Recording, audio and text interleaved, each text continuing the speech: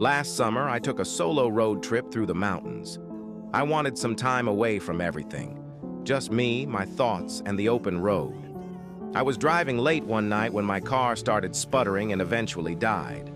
I managed to coast to the side of a desolate road, completely cut off from civilization. My phone had no signal, and it was pitch black outside. I remembered passing a small town about 10 miles back, so I decided to walk there and look for help. After what felt like hours of walking, I finally saw a faint glow of lights ahead. As I got closer, I realized it wasn't a town, but a single house. It was an old, run-down farmhouse, but at that point, I didn't care. I just needed a phone. I knocked on the door, and after a moment, a middle-aged woman answered. She looked startled to see me, but eventually invited me in. The inside of the house was even more decrepit than the outside.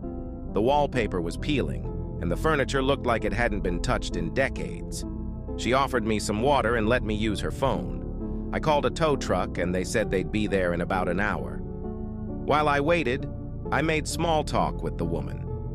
She seemed nice enough, but had an odd way about her. Every now and then, she'd glance at a closed door at the end of the hallway with a nervous look in her eyes.